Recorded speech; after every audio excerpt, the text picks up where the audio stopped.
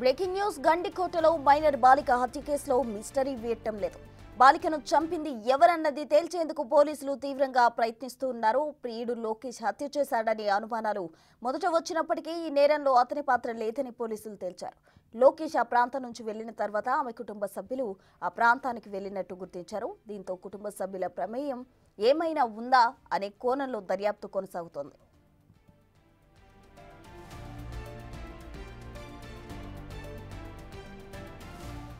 మరోవైపు ఈ కేసులో వరుసకు అన్నయ్య సురీందర్ పేరు ప్రముఖంగా వినిపించింది. దీంతో అతను కూడా మీడియా ముందుకు వచ్చి సంచలన విషయాలు తెలిపాడు.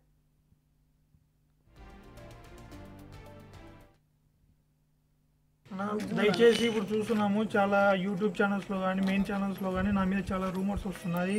అబ్బాయి లేడు, ఆల్రెడీ పోలీస్ హ్యాండ్ ఓవర్ చేసుకున్నారు, కొందరు లేదు ఇల్లు వదిలేసి వెళ్ళిపోయినాడు, ఎక్కడున్నాను. నేను ఎక్కడికి వెళ్ళలేదండి, నేను ఇంట్లోనే ఉన్నాను, ఫ్యామిలీతోనే ఉన్నాను, ఈడే ఉన్నాను, ఎక్కడ కూడా లేను, ఇంట్లోనే ఉన్నాను. పోలీస్ వారు కానీ ఏదైనా వస్తే నేను వాళ్ళకి పూర్తి సహకరిస్తాను.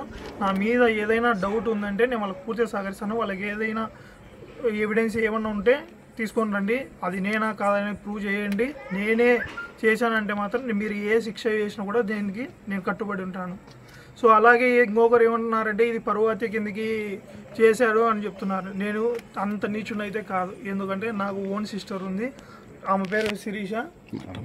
ఈ అమ్మాయి నా ఓన్ సిస్టర్ అన్న. ఈ అమ్మాయి కూడా లవ్ మ్యారేజే.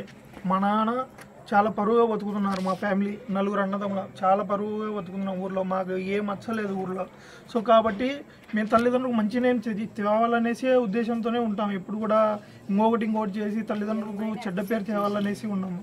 ఈ అమ్మాయి ఇప్పుడు పరువు హత్య కింద ఏదైనా నా ఓన్ సిస్టర్ పోయినప్పుడు నేను ఏమైనా హత్య చేయాలి కదన్నా, ఆ ఉద్దేశం ఉంటే ఇంటికి ఎందుకు తెస్తా అన్న. ఇంటికి తెచ్చి ఇప్పుడు మా ఇంట్లోనే ఈ అమ్మాయికి డాక్టర్ కూడా అన్నారా, హ్యాపీగా ఉంది.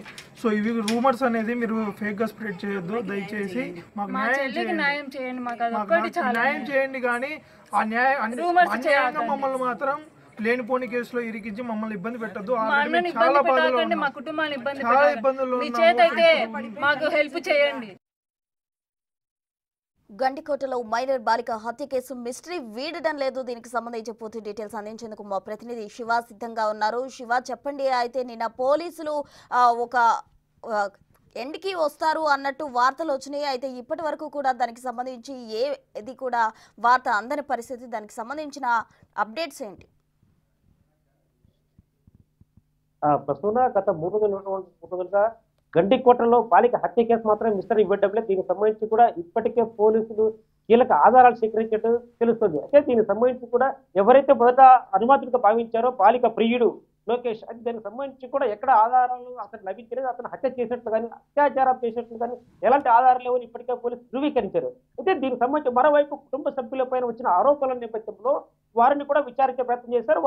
వారందరిపై టెక్నికల్ సాంకేతిక ఆధారాలు సేకరించారు. అయితే వీటిలో మాత్రం కుటుంబ సభ్యులు మాత్రం తను చాలా కాన్ఫిడెంట్ చెప్తున్నారు, దీంట్లో మా ప్రమేయం లేదు, మా చెల్లెలు మీద చంపుకునేంత పరిస్థితి లేదని చెప్తున్నారు. అయితే ఇంకెవరు చేశారనే కోణంలో మాత్రం చాలా డీప్ గా విచారణ కొనసాగుతుంది. ఆ మూడో వ్యక్తి ఎవరో అనే కోణంలో మాత్రం ఆ పోలీసులు విచారణ చేపట్టి దానికి సంబంధించిన కీలక ఆధారాలు సేకరించడం తెలుస్తుంది. అయితే వాళ్ళు ఎవరు అనే అంశంపై మాత్రం గండికోట ముఖద్వారం వద్ద ఉన్నటువంటి సీసీ ఫుటేజ్ ఇప్పటికే సేకరించడం తెలుస్తుంది. దాంట్లో కొందరు వ్యక్తులు మాత్రం అనుమానితులుగా ఉన్నారు. వాళ్ళందరినీ కూడా వాళ్ళు ఎవరు ఏంటి అనేది సాంకేతిక ఆధారాలు సేకరించే పనిలో ఉన్నారు. అయితే వాళ్ళు వచ్చిన సమయానికి మాత్రం దానికి సంబంధించి సీసీ రికార్డు అయినట్టు తెలుస్తుంది. వారు కూడా ఒక వెహికల్ వచ్చేట్టు తెలుస్తుంది. వారికి సంబంధించి కూడా వారి కాల్ డేటా ఆధారంగా సేకరిస్తున్నారు. అయితే ఒక 3 వ్యక్తులు వచ్చేట్టుగా మొదటగా భావించినప్పటికీ కూడా ఆ సీసీ ఫుటేజ్ ఒక వెహికల్లో వచ్చారు. అయితే ఆ వెహికల్ ఎవరు, ఎంతమంది వచ్చారు, వీటితో పాటు బాలిక గండికోటలో ఉన్న సమయంలో కూడా కొందరు అనుమానితున్నట్టు తెలుస్తోంది. అక్కడ ఉన్నటువంటి కొందరు సాధారణ పర్యాటకులు మొబైల్లో కూడా దానికి సంబంధించి పోలీసులు ఆధారాలు సేకరించారు. వాళ్ళు సెల్ఫీ తీసుకుంటున్న సమయంలో ఆ బాలిక చుట్టూ కూడా కొందరు అనుమానితులు ఉన్నారు. వాళ్ళు ఎవరు, అక్కడ సాధారణ వచ్చిన పర్యాటకులా లేదంటే ఉద్దేశపూర్వకంగా వచ్చారా? ఎందుకంటే ఈ బాలిక హత్య కేసులో మాత్రం కొంత ట్విస్ట్ ఉంది. ఘటన జరిగిన రోజు మాత్రం ఉదయం 10 గంటల 49 నిమిషాలకు లోకేష్ ఆ అమ్మాయిని బైక్ పై తీసుకెళ్లి వెంటనే 1 నిమిషంలోపు మళ్ళీ తిరిగి వచ్చాడు. అంటే లోకేష్ తనకున్న సమాచారం మేరకు బాలిక వాళ్ళ బంధువులు వస్తున్నారంటూ కూడా వచ్చిన సమాచారం వెంటనే అతను వెళ్ళిపోయాడు. అయితే మరికొందరు అక్కడికి వచ్చారు. ఎవరనే కోణంలో మాత్రం ఇప్పుడు సస్పెన్స్ కొనసాగుతుంది. దానికి సంబంధించి కూడా పోలీసులు విచారణ చేపట్టారు. అయితే నిన్న సాయంత్రం దీనికి సంబంధించి పోలీసులు ప్రెస్ మీట్ పెడతామని చెప్పినప్పటికీ కూడా సాంకేతిక ఆధారాల కోసం సేకరించే పనిలో ఉన్నారు. బాలిక హత్య కాబడినటువంటి ప్రదేశంలో మొబైల్ సిగ్నల్స్ ఎవరి ఉన్నవి అంటే ఇక్కడికి వచ్చినటువంటి వ్యక్తులవి ఆ సిగ్నల్స్ 2 ఒకటేనా, ఆ మొబైల్ నెంబర్ అన్నింటినీ కూడా వీళ్ళు సేకరిస్తున్నారు. బహుశా దీనికి సంబంధించి కూడా మిస్టరీ ఈ రోజు వీడే అవకాశం ఉంటుంది. Prasuna. Right, thank you Shiva.